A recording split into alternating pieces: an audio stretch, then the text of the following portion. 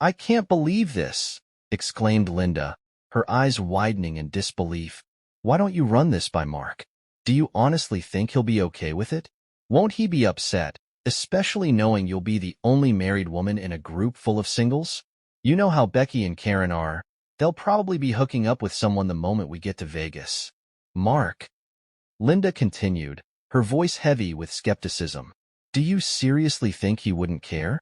Emma shot her an annoyed look. Oh, please, Linda. Mark wouldn't dare say anything. He's not exactly the confrontational type. And it's not like I'm going to cheat on him. I just need a break from this monotonous life of mine. Linda, a close my wife's friend of many years, shook her head in disbelief. Emma, tread carefully. I don't want this trip to ruin your marriage. Marriage? Emma replied with a mocking laugh. What Mark and I have is far from that ideal. We've been together for over 22 years, and I can't recall a time when he's ever shown real passion for anything. It's like being married to Mr. Plain Vanilla. What's going on with you, Emma? I thought you loved him. Why this sudden bitterness? Mark is one of the kindest men I've ever met, Linda said earnestly. Emma let out a weary sigh. I do love him, Linda, but I'm sick of his perfect persona. He never gets mad, avoids every conflict, and won't stand up for himself. People walk all over him. Remember that New Year's Eve party when Rob Jenkins was egging him on? Instead of standing his ground, Mark just walked away. It made me wonder, does he even have a backbone? Linda placed a comforting hand on Emma's shoulder. Talk to him, Emma. Maybe you can help him be more assertive. I've tried, Linda, over and over. He just believes that avoiding confrontation is the answer to everything. It's infuriating. That's why I need this getaway. To clear my head, Emma said, forcing a smile. And anyway, what happens in Vegas stays in Vegas, right? Linda returned the smile, but her unease lingered as she glanced at her friend. I am Mark Carter. My wife is Emma. I was indeed a kind man. I maintained my muscular frame through morning jogs and routine gym sessions. My journey to adulthood began with a stint in the Navy after high school, a decision driven by financial struggles. Those 4 years shaped me, eventually allowing me to fulfill my dream of attending college. At the university, I majored in finance and accounting, diving into my studies with unwavering focus. Though older than my peers, I was determined to excel. In my junior year, I met Emma Parker through a mutual friend in the cafeteria. Emma, a striking woman with short dark hair and vivid blue eyes, quickly caught my attention. What began as casual group lunches soon evolved into a budding relationship. One evening, as I drove Emma back to the dorms, I pulled into a nearby park and turned off the car. Taking a deep breath, I faced her. Emma, I need to talk to you. Just talk, okay? Sure, Mark. What's on your mind? She replied, her expression curious. We've been dating for a few months now, and I need to say this, I stammered. After a moment's hesitation, I blurted, Emma, I love you. I want to marry you. Emma's eyes widened in surprise. Mark, how can you be sure? We've never done more than kiss and hold hands. Are you really certain this is love? I, slightly taken aback, explained, I respect you, Emma. I'd never try to take advantage of you. I don't see you that way. Emma frowned. Take advantage? So what? You think physical intimacy makes a woman less respectable? Mark, I don't think you love me. You want some saint-like figure, not a real woman with emotions and flaws. I raised my hands in defense. No, Emma, that's not it. My time in the Navy made me wary, that's all. I just wanted to treat you the way you deserve to be treated. I softened my tone. I do love you, Emma Parker. I want you as my wife, and I want to spend the rest of my life with you. Tears welled in Emma's eyes as she leaned toward me. Oh, Mark, I love you too. You're the sweetest, kindest man I've ever known. Yes, I'll marry you. We kissed passionately, sealing our promise to one another that night in the car. After Emma graduated with a marketing degree, she secured a position at a cosmetics firm. Though I still have a year left in school, we didn't want to wait, tying the knot soon after. We lived modestly in a small apartment near campus, with Emma working and I focusing on my studies. Our family grew with the birth of our daughter, Emily. Complications during labor made it impossible for Emma to have more children, a devastating blow for the couple of us, but we poured all our love into Emily. As my career progressed, our financial stability improved. Emma chose to leave her job when Emily turned 12, dedicating herself to being a full-time mom. Meanwhile, I climbed the corporate ladder to become a senior account manager. However, our seemingly perfect life began to unravel when I was overlooked for a recent promotion, a moment that marked the start of growing tensions in our marriage. "I don't think anyone in this company has ever worked with someone quite like you," said my boss, Mr. Thompson, leaning back in his chair. "You're highly knowledgeable, considerate, and easy to collaborate with. On top of that, you treat everyone with kindness. It's one of the reasons our clients hold you in such high regard, which is why we'd like you to stay in your current role." I leaned forward slightly, my tone pressing. "And what's the other reason? I think I deserve to know the full story." Mr. Thompson nodded, his expression turning serious. "You're right, Mark. You do." He continued, "That's just it. You're too nice. You lack the killer instinct. When it comes to negotiations, you don't have the drive to push hard or go for the jugular. I think even you know I'm not wrong about this." I nodded slowly, acknowledging the truth in the statement. It wasn't that I couldn't negotiate aggressively, it was that I chose not to. I had made a conscious decision to steer clear of such behavior long ago. Rising from my seat, I shook Mr. Thompson's hand and left the office, already dreading the conversation I would need to have with my wife, Emma. She wouldn't be surprised. She knew me well. Sitting at my desk later, I stared blankly out of the window, lost in thought. For the first time in a long while, I found myself reflecting on the person I have become since leaving the Navy. I have spent years crafting a version of myself that was completely different from the man I have been back then. The decision to distance myself from violence and confrontation had been intentional, and I embraced it fully.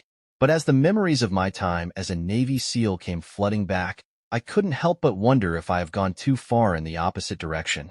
Grueling training on the beaches of Coronado, recon missions in the freezing waters off San Clemente, and silent ambushes in enemy territory had once defined me. For over 3 years, I have been part of an elite team, a lethal machine capable of eliminating threats with precision and without hesitation. My hands were steady, my resolve unshakable, and my actions devoid of emotion.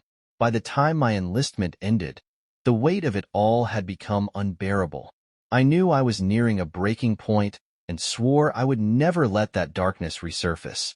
But sitting in office now, I questioned whether suppressing that side of myself entirely have been the right choice. I sighed, thinking about Emma. Our marriage, once strong, had become strained in recent years. Emma's criticisms had grown sharper, and her respect for me seemed to be eroding. I still recalled the disastrous New Year's Eve party when my boss, drunk and belligerent, had taunted me mercilessly. "Hey, Marky boy," boss slurred, leaning against the bar. "Still letting everyone push you around? Did you finally grow a spine? Or are you still the same old coward?" said boss. Emma had stood nearby, her eyes fixed on me, silently willing me to respond. But I have simply stared at boss before walking away. Later that night, the argument at home had been heated. "What's wrong with you?" Emma hissed, her frustration barely contained. "How could you let him humiliate you like that? He made you look weak." "What did you want me to do, Emma?" I asked wearily. Should I have punched him? Made a scene? He was drunk, and I didn't think it was worth escalating. "Let it go." Emma's expression hardened. "Sometimes I wonder if you like being a doormat." "You looked like a coward tonight," she snapped before storming off to bed.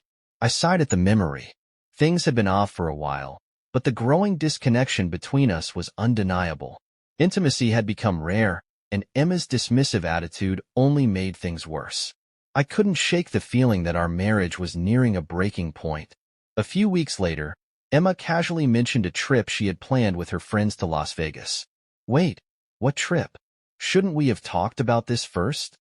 I asked, surprised. "It's just me, Becky, Karen, and Linda," she replied, waving her hand dismissively. "We're going to have a little fun. Don't make it a big deal." I frowned. Aren't they all single? Is this trip really appropriate? Emma shot me an irritated look and turned off the TV. "It's perfectly fine, Mark. Stop overthinking everything." I'll do what I want, she snapped before retreating to the bedroom. Later that evening, I discovered Emma's suitcase packed and ready by the door. My curiosity got the better of him, and I opened it. Among her neatly folded clothes were brand-new lingerie items, tags from a high-end boutique still attached. She hadn't bought anything like this in years. "Dinner's ready," Emma called from the kitchen, breaking the silence. I brought the suitcase downstairs, my mind racing. "Where are you staying in Vegas?" I asked casually. Emma hesitated for a moment before answering, "The Rio. But don't call the hotel. Just use my cell if you need me." I nodded, a sinking feeling in my chest. Early Friday morning, as Emma slept, I got ready for work and left the house quietly. Once at the office, I picked up the phone and made a call. "Venetian Resort, how may I direct your call?" A receptionist greeted me. "Ron Baxter, please," I said firmly, my tone determined. It was time to stop sitting back and start taking control of my life. "I'm not sure if the chief is in yet," the receptionist's voice said politely. "Would you like to leave a message?" "Please, just put me through," I insisted firmly. After a single ring, a deep voice answered. "Smith." "Ron, it's Mark," I said softly, gripping the phone tightly. There was a brief pause before Ron's tone shifted to warmth. "Mark? Damn, it's been years. How the hell are you?" "I need a favor, Ron," I replied, my voice low but resolute. I quickly outlined the situation. "Doesn't matter what hotel," she said, Ron assured me after a moment. "We'll find them. Trust me, Mark. They won't be able to move an inch without us knowing. I'll keep you updated regularly." Ron paused before adding, "I'm sorry you're dealing with this, Mark. You deserve better. And remember, anything you need, just ask. Seals don't forget." I thanked him, hung up the phone, and allowed myself a moment of stillness. Ron, head of security at the Venetian, had connections with hotel security teams all over the city. I had no doubt Ron would deliver. As the week unfolded, I spent countless hours considering my next move. I weighed every option, made detailed notes, and even ran spreadsheets to assess the risks and rewards. By the time I reached a decision, I was confident there was little downside. Picking up the phone again, I dialed a long-distance number. "Corallo Industries," a woman's voice answered. "Sam Corallo, please," I replied. "One moment. I'll transfer you to his assistant." "Mr. Corallo's office," another voice answered. "Please tell him it's Mark Carter," I said. "I'm sorry, Mr. Corallo isn't taking calls right now. Can I let him know what this is about?" My voice dropped a notch, calm but firm. "Listen, sweetheart, tell him Mark Carter needs to speak with him, or you might be looking for a new job by the end of the day. Got it?" The line went silent before he heard the phone being set down. Moments later, a gruff voice boomed. "Mark, you son of a—" I should be furious. "You said you'd keep in touch, and now it's been, what, 8 years? I ought to slug you. How the hell are you?" I chuckled. "Take it easy, Sam. I've been climbing the corporate ladder, just not as high as you. It's great to hear from you. Too long, man. Way too long. We were a band of brothers, and we've got to stick together," Sam said, his voice thick with emotion. "You're right, Sam," I said, swallowing the lump in throat. "We should reconnect. But first, I need a favor. It's money." "Money?" Sam barked. "Is that all? How much and where do you need it?" "I don't know yet," I admitted, then explained my plan in detail. "Done," Sam said without hesitation. "I'll set up a line of credit for $2 million at my bank. If you need more, it's yours." "Sam, we should discuss the terms, interest, repayment, all that." The line went quiet before Sam erupted. "Terms? You idiot. You're insulting me. Interest? Repayment? If I were there, I'd knock some sense into you. Don't make me send one of my guys to do it for me." He laughed heartily. I laughed too. Okay, settle down. I'll see you soon, and we'll work out the details." "Mark, I mean it. Whatever you need, call me." "I owe you everything," Sam said earnestly. "Thanks, Sam. I appreciate it," I replied quietly before they ended the call. Later that morning, I buzzed my secretary. "Hey, can you step into my office?" My secretary secreter, a capable and sharp-witted woman in her early 40s, had worked for me for over 6 years. As she sat down, I looked at her thoughtfully. Do you remember your interview? I asked. She nodded with a smile. You thought I was overqualified because of my MBA from Wharton. I told you I wanted a job that gave me time for my kids, and money wasn't a priority since my ex covered child support. That's right, I said. Well, I have a proposition for you. Hear me out. Meanwhile, in Las Vegas, Emma and her friends sat down for a late breakfast, looking tired and slightly disheveled. God, I drank way too much last night. I feel like death, Emma admitted with a laugh. But honestly, I think I needed it. Might even do it again tonight. They chuckled. We definitely had fun. Good thing those guys we danced with didn't push their luck, huh? Emma grinned. Would it have been so bad if they had? She teased. Later that evening, Linda found Emma in the lounge. Emma, I hope you're not mad, but I met someone earlier today, and he asked me to dinner. I'm meeting him in a few minutes. That's great, Emma said encouragingly. Don't worry about me. I'll grab a bite, have a drink, and call it a night. Go have fun. As Linda prepared to leave, a familiar voice interrupted.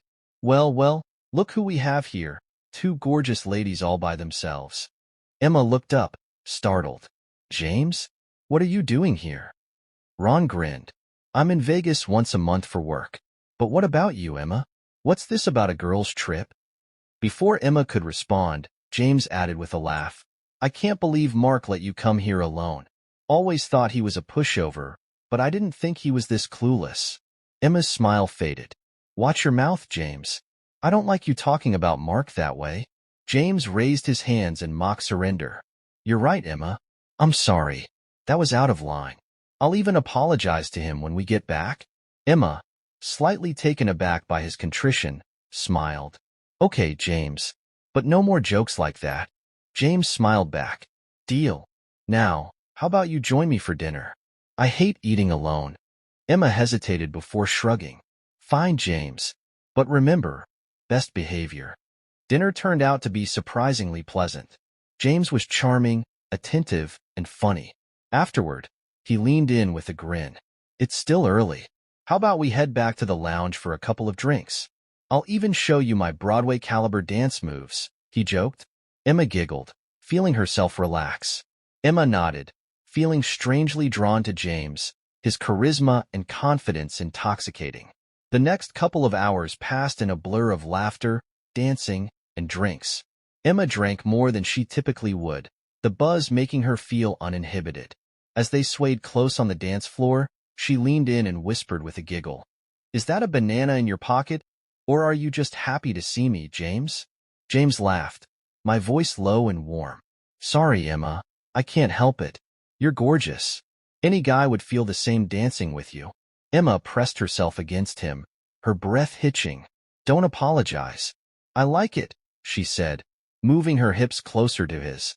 As the night progressed, their movements became more open. James's hands slid down to her waist, then lower, and Emma found herself kissing him deeply, her inhibitions washed away by alcohol and her growing attraction. Let's go somewhere private, she whispered. My room would be quieter. James nodded, leading her to the elevators. Emma stumbled slightly as they made their way down the hall, James keeping her steady with an arm around her. You're a real party animal, Emma, he teased with a grin. She giggled again as they entered his room, where things quickly escalated. Clothes were discarded, and the line between fun and betrayal was irrevocably crossed. When it was over, Emma had a moment of sobering clarity. Panicked, she dressed quickly and left the room, leaving a satisfied but oblivious James behind. Back home, I prepared a simple dinner for myself Saturday evening, then settled into my chair in the den with a newspaper. I wasn't reading it. The silence in the house was deafening, and I realized Emma hadn't called or texted since leaving Friday morning. Unease creeping in, I called Rio to inquire about her. As I expected, there were no guests registered under Emma or her friends' names. A sinking feeling settled in his chest. The emotional distance between us, Emma's condescending attitude over the years, and our faltering connection painted a grim picture.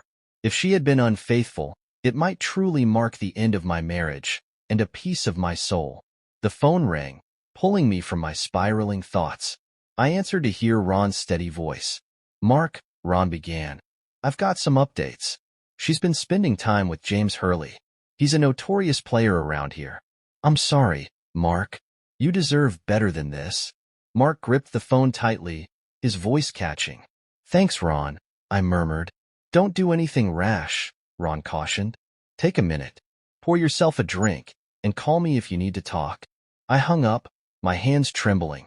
Tears streamed down my face as the weight of betrayal crushed me. Anger bubbled beneath the surface, but as vengeful thoughts crept in, I forced myself to stop. The darkness I had worked so hard to suppress threatened to consume me, but I refused to go back to being the man I had left behind. I stood, packed a bag, and made a reservation at a nearby hotel. I would face Emma when she returned, but I couldn't bring myself to stay in our shared bed another night. On the plane ride home, Emma and her friends sat in awkward silence. Linda had confronted Emma about her actions, and the ensuing argument left tension hanging thick in the air. As the plane began its descent, Linda reached over, placing a hand on Emma's. Emma, let's not let this ruin our friendship. I'll stand by you no matter what. But you know the next few days won't be easy, Linda said softly. Emma sighed heavily. I know, Linda.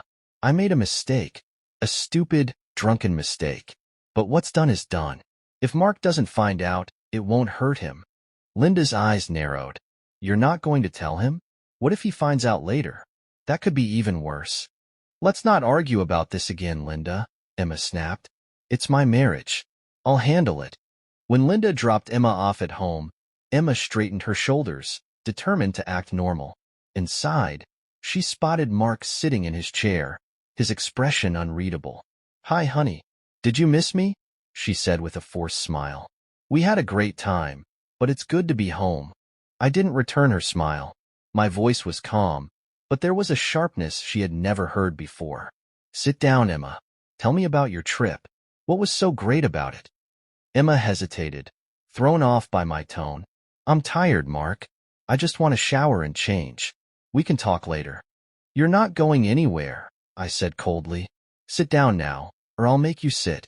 What the hell is wrong with you? Emma snapped, her anger flaring. I told you I'm tired. If you don't like it, then don't bother me. I was on my feet in an instant, towering over her. Sit down, Emma. I'm not asking again. Startled by my sudden intensity, Emma sank into the chair. Now, I said, my voice icy, tell me about your trip. What exactly did you do that was so much fun? Emma stumbled through a response, rambling about drinks, shows, and gambling. I leaned forward. You enjoyed getting away from me, didn't you? That was the real highlight, wasn't it? That's not fair. Emma snapped, trying to stand, but my glare froze her. How many men have you slept with, Emma? How many times have you cheated on me? My words cut like a knife. You're crazy. Emma hissed. You're drunk or something, accusing me of this. I smiled, but there was no warmth in it. You're not just an adulterer, Emma. You're a liar. I know about James. I know what happened in Vegas. You really thought you could get away with it, didn't you? Emma paled, her confidence shattering as I continued, my voice now quiet but venomous. The woman I loved disappeared years ago. What's left is a bitter, selfish stranger. Don't worry, you'll have plenty of freedom soon. You won't have a husband much longer. Emma's eyes filled with tears. Please, Mark, listen to me. I screwed up. I made a mistake. I know I made a mistake, Emma pleaded, tears spilling over her cheeks. But you can't just throw away everything we've built. I swear, it only happened once. I didn't mean for it to happen. My expression was cold, disgust evident in my eyes. It's not just your affair, though that was the final straw, I said, my tone sharp. You cheated me, Emma, knowing full well how much loyalty means to me. You destroyed the foundation of trust and loyalty that any relationship needs to survive. Emma stared at me, stunned into silence as I continued. These last couple of years have been hell. You've treated me with nothing but disdain, like I was some unwelcome guest in my own home. You've made me feel like a stranger, like someone you barely tolerated. My voice grew colder as I went on. But the real problem, Emma? You confused manliness with macho bravado. I told you countless times that being loud, brash, or physically imposing doesn't make someone a man. A real man doesn't need to puff his chest out or belittle others. A real man is responsible, protective, loyal, and supportive of his family. But those aren't the qualities you wanted, were they? You chased after something shallow, something meaningless. Emma was speechless. I have never spoken to her this way before, with such bitterness and revulsion. Mark, she began. Stop, I snapped. Don't say another word. I'm done listening to your lies. I've already moved most of my things out, and I'll arrange to collect the rest soon. You might notice there's not much of mine here, because everything we bought in the last few years was what you wanted. I hope you find comfort in it all. I paused, my voice softening slightly, though my words cut deeper. You'll keep the house. But know this, if I find out you're bringing men here, I'll cut off every cent of alimony. I won't pay for a place that becomes your playground. I fixed her with a piercing look. And don't think about fighting me on this. I've got proof of your affair. If you try to drag this out, I won't hesitate to use them. I stood, looking down at her with a mix of sadness and finality. It's a shame, Emma. We could have grown old together. And with that, I walked out, leaving her sitting in stunned silence. The months that followed were a whirlwind for me. My new business demanded my full attention, and I was grateful to have Pam working alongside him as Director of Human Resources. Her tireless efforts and expertise were invaluable, helping them quickly establish a solid team and secure interest from prospective clients. The divorce was finalized in just a few months. Despite Emma's repeated attempts to contact me, I kept distance. Our daughter, Emily, tried to mediate, urging me to consider reconciliation, but I remained firm. Eventually, even Emily stopped trying. One morning, my new secretary, Anne, informed him of a FedEx delivery from my attorney. I immediately knew what it was, the final divorce papers. As I placed the envelope on my desk, a wave of emotion swept over me. I sat staring at it for a long time, unable to touch it. When I finally opened it, the weight of finality hit me. The marriage I have once cherished was officially over. Sadness washed over me, and I couldn't shake the feeling of emptiness. I reflected on the mistakes I've made, my failure to confront Emma about the growing distance between us, and wondered if things might have been different had I acted sooner. Across town, Emma received her own copy of the final decree. She sat at the kitchen table, staring at the envelope, her face pale. Tears welled in her eyes as she fought to maintain composure. She knew she had brought this on herself, but that didn't make it any easier to bear. A few months later, I decided it was time to deal with the lingering issue of James. I began frequenting a bar that James was known to visit, stopping by after work for a drink. After a few weeks, I became a familiar face. One evening, loud voices from a side room caught my attention. I recognized James' obnoxious laugh. I've been with half a dozen married women in the last few months, James bragged. They're all the same, easy as hell. I walked over to the entrance, my presence unnoticed until James's gaze landed on me. Well, James sneered. What's the matter? Couldn't keep Emma satisfied after me? My expression didn't waver. What makes you think any woman would want you, James? You're pathetic. From what I hear, even a dildo would outperform you, he said calmly, locking eyes with me. James's face turned red. You little piece of... I'll show you who's pathetic, he roared, charging at me. What followed was almost too quick to process. Moments later, James lay sprawled on the ground, groaning in pain. He got up with fire in his eyes, grabbing an empty beer bottle and charging again at me. When the dust settled, James was on the floor, his body broken. Medical reports later revealed severe injuries, a fractured spine, a broken pelvis, and significant internal damage. The police quickly determined I have acted in self-defense, and no charges were filed. Walking out of the bar, I felt a surprising sense of peace, not because of the damage I've inflicted, but because I have kept my control. The old me, the one who had embraced violence, had not resurfaced. Months turned into years, and my company thrived under my leadership.